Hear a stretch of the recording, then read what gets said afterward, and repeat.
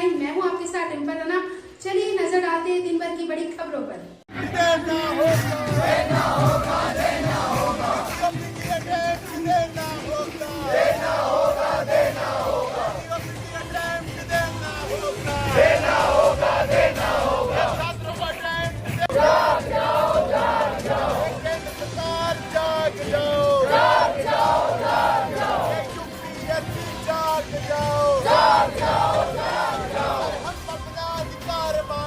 नहीं किसी से भीख मांगते, छात्र अपना अधिकार मांगते, नहीं किसी से भीख मांगते, युवा अपना अधिकार मांगते, नहीं किसी से भीख मांगते।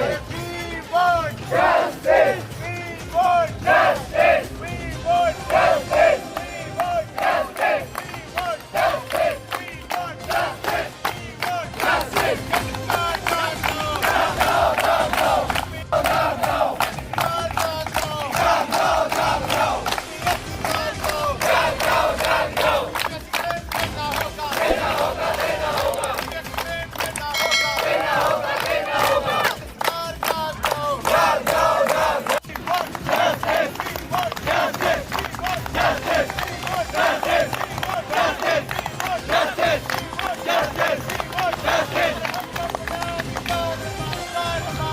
नहीं किसी से भीख मांगते, देना होगा, देना होगा, देना होगा, देना होगा, देना होगा, सीओपीडी को टेस्ट देना होगा, देना होगा, देना होगा, सीओपीडी को टेस्ट देना होगा, देना होगा।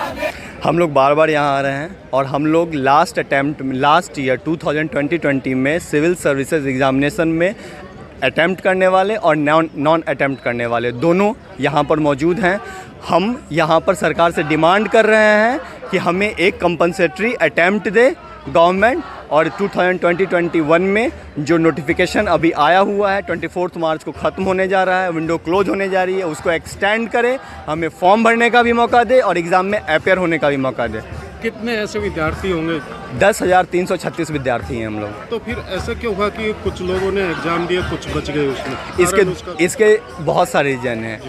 कोरोना ने सबको अलग अलग ढंग से इम्पैक्ट किया है। हम में से बहुत सारे स्टूडेंट ऐसे हैं जो कोरोना वॉरियर्स रहे हैं, जो डॉक्टर्स रहे हैं, उनमें से भी जूनियर डॉक्टर्स रहे हैं जिनकी एज 32 के नीचे हो गई थी, नीचे थी एग्ज़ाम से पहले, और जस्ट एग्ज़ाम के बाद 32 को क्रॉस कर गए।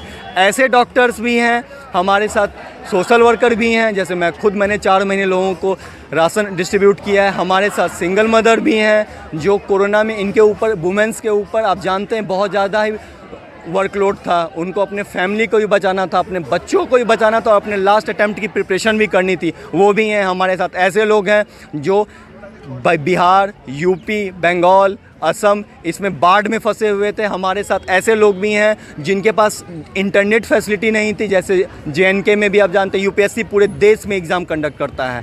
JNK के बच्चों के पास इंटरनेट नहीं था, जो बच्चे बाढ़ में फंसे हुए थे उनके पास इंटरनेट नहीं था, उनके पास पढ़ने की कोई फैसिलिटी नहीं थी। और जेन्युइन ये भी है क्या कि जितने भी बच्चे अपेयर हो रहे हैं उनमें से बहुत सारे बच्चों के पास पढ़ने के लिए स्टेशनरीज़ नहीं थी, लाइब्रेरीज़ नहीं थी।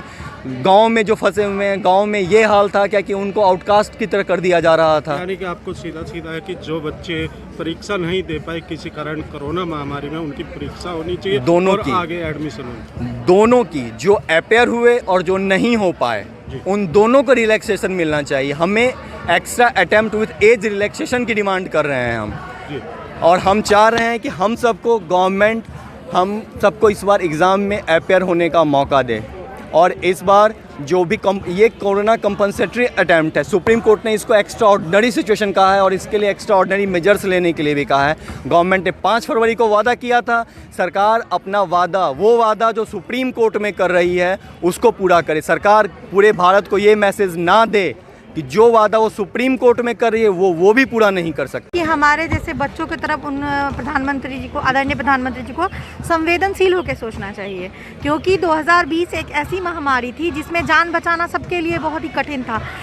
महिलाओं पर तो ज़्यादा वर्कलोड था क्योंकि काम करने का सारा काम हम ही करना पड़ता था, खाना बनाना, बच्चों की देखभाल, माता पिता की देखभाल या सास ससुर की देखभाल, सब करते हुए हमें पढ़ाई करनी थी। और मैं ऐसे शहर से हूँ जहाँ नेटवर्क 2G आता है, नेटवर्क कनेक्टिविटी, तो ऑनलाइन ऑप्शन तो है ही नहीं पढ़ाई। तो अभी आप लोग क्या चाह रहे हैं? हम बस एक एक्स्ट्रा अटेम्प्ट चाहते हैं। जो 24 मार्च को हमारा फॉर्म फिल का लास्ट डेट है, उसको एक्सटेंड करके हमको फॉर्म भरने का मौका दिया जाए हमारे जैसे बच्चों को, और हमें परीक्षा में बैठने का अधिकार दिया जाए। ऑफलाइन नहीं होता है सर, एग्जाम ऑफलाइन ही ऑनलाइन का फिर नहीं, सरकार ने कहा था कि 2020 में आप लोग ऑनलाइन पढ़ाई करें, क्योंकि सबको दिल्ली से बाहर भेज दिया गया था।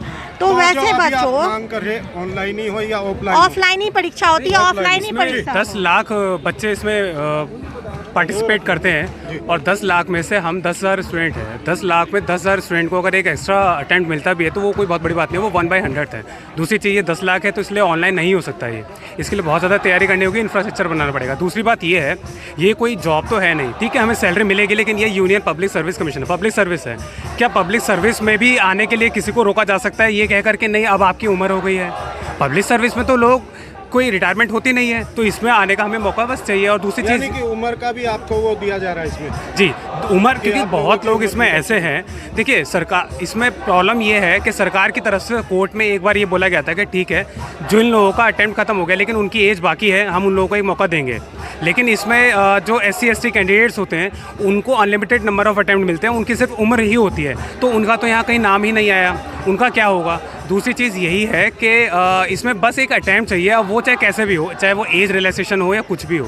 रिलैक्सेशन की बात कह रहे हैं, कितना चाहते हैं? मतलब 35 होना चाहिए, 40 होना चाहिए, किस एज तक चाहते हैं कि रिलैक्सेशन होना चाहिए? सर ऐसा तो है ही नहीं कि ढेर सारा रिलैक्सेशन मांगा जा रहा है, सिर्फ 1 ईयर का, केवल 1 साल का रिलैक्सेशन मांगा जा रहा है। कंपनसेटरी, एक तरह से कंपनसेटरी, जिन्होंने 2020 में एग्जाम दिया है, केवल उन लोगों के लिए 1 साल का एज इस पर रिलैक्सेशन है। वहीं पर हमने देखा है कि 2011 में और 2011 में जो कुछ अटेम्प्टर्स थे उन्हें 2015 में 5 साल का एज रिलैक्सेशन दिया गया था, तो हमें 1 साल का क्यों नहीं दिया जा सकता है?